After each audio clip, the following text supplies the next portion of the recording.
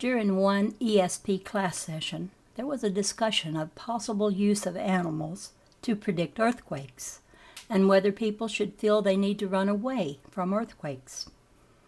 Seth: the animals leave. That sounds like good sense to me. Think about it. Amid the mad scramble, you do make your own reality. I admit that sounds too simple. But you will not be caught in an earthquake if you do not want to be, and no one dies who has not decided to do so. You make your own reality, or you do not. And if you do not, then you are everywhere a victim, and the universe must be an accidental mechanism appearing with no reason. So that the miraculous picture you have seen of your body came accidentally into creation, and out of some cosmic accident attained its miraculous complexity. And that body was formed so beautifully for no reason except to be a victim. That is the only other alternative to forming your own reality. You cannot have a universe in between. You have a universe formed with a reason, or a universe formed without a reason. And in a universe of reason, there are no victims. Everything has a reason, or nothing has a reason. So choose your side. Seth quotes chapter 3, The Soul. Seth: your soul was not born yesterday, but before the annals of time as you think of time. In your terms, you are its most latest addition. You are a part of the whole soul, but not yet aware of the greater portions of yourself. The characteristics that were yours at birth were yours for a reason. The inner self chose them. The inner self can even now alter many of them. You did not arrive at birth without a history. Your individuality was always latent within your soul. The pattern that is you is written first of all in the psyche, and is then faithfully decoded in your genes and chromosomes. Your you is expressed in flesh, but came first from the psyche, which is beyond or outside of flesh. You are awake, alert, and participating in many more realities than you know, as your soul expresses itself through you. You are a living picture in flesh of yourself or soul. You project what you think you are outward into flesh. It is more correct to think of the soul not as something you have, rather what you are. You frequently consider the soul as a finished thing that belongs to you but is not you. In truth, your soul is the most intimate, powerful part of your inner self, and is forever changing and growing. Your soul is alive, responsive, curious, and in a constant state of becoming. The soul portion of you resides in other dimensions beyond the physical level. The soul portion of you is the most highly motivated, most highly energized, most potent consciousness unit known in any universe. Your soul, the soul that you are a part of, that soul is a far more creative, miraculous phenomena than you can possibly imagine. Your soul possesses more wisdom, knowledge, information, and strength than you can ever be consciously aware of. The soul is not something waiting for you at death, nor is it something you must save or redeem. You cannot lose it. It is indestructible. The fulfillment of the soul is not dependent upon arrivals at any points, spiritual or otherwise. Your own personality as you know it, that portion of you that you consider most precious, most uniquely you, will never be destroyed or lost. If you maintain a limited concept of the soul, then you cannot take advantage of its many abilities that are your own, and to some extent you cut yourself off from the source of your own being and creativity. The soul's abilities will continue to operate, but often in spite of what you believe rather than with your conscious cooperation. Your inner self knows its relationship with the soul.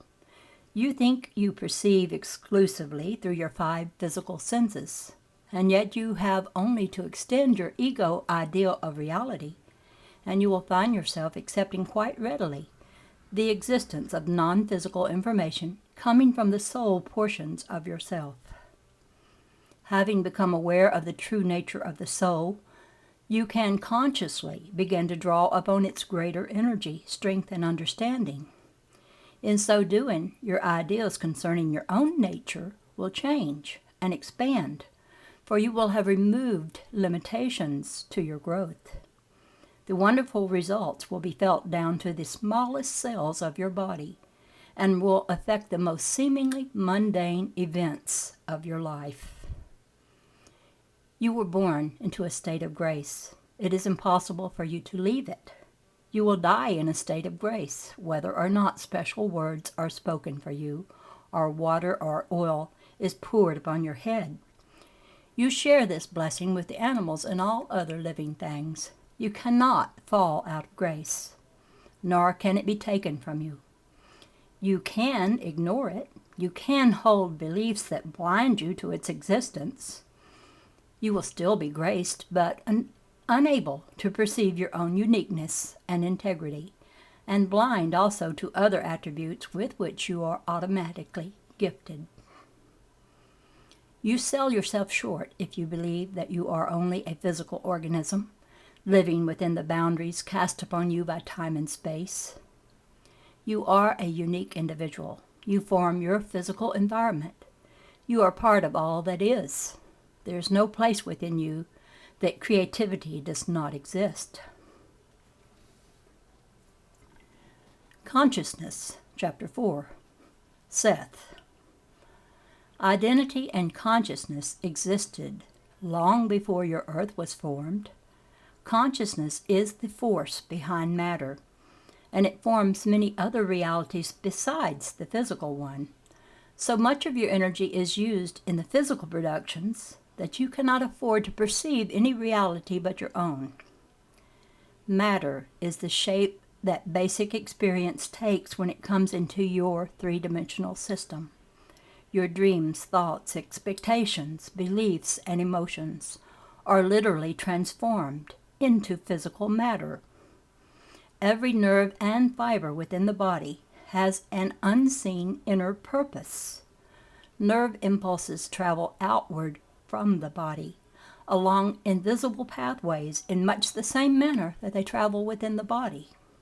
These pathways are carriers of telepathic thoughts, impulses, and desires, containing all the codified data necessary for translating any thought or image into physical actuality, altering seemingly objective events. This telepathy operates constantly at an automatic or subconscious level, providing communication to backup sensory data. Telepathy is the glue that holds the physical universe in position, so that you can agree on the existence and properties of objects. The conscious mind was therefore expected to perform alone, so to speak, ignoring the highly intuitive inner information that is also available to it. It was not supposed to be aware of such data. Yet any individual knows quite well that intuitive hunches, inspiration, precognitive information, or clairvoyant material has often risen to conscious knowledge. Usually it is shoved away and disregarded because you have been taught that the conscious mind should not hold with such nonsense. However, your conscious mind is meant to look into the exterior world and into the interior one. The conscious mind is a vehicle for the expression of the soul in corporeal terms. You must give up any ideas that you have as to the unsavory nature of unconscious activity. You must learn to believe in the goodness of your being. Otherwise, you will not explore these other states of your own reality.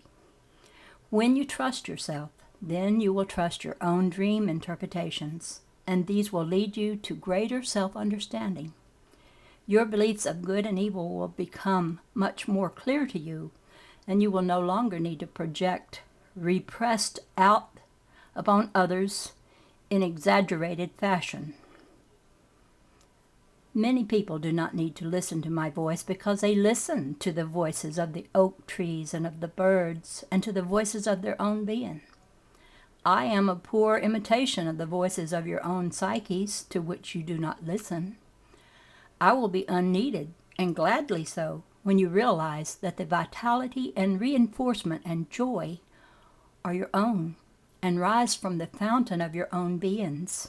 When you realize that, you do not need me for protection, for there is nothing you need protect yourself against. You can become involved now in a new exploration, one in which man's civilizations and organizations change their course, reflecting his good intents and his ideas.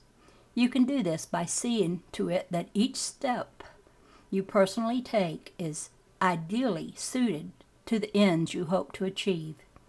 You will see to it that your methods are ideas. If you do this, your life will automatically be provided with excitement, natural zest, and creativity, and those characteristics will be reflected outward into the social, political, economic, and scientific worlds. This is a challenge more than worth the effort. I bid each of you success in that endeavor.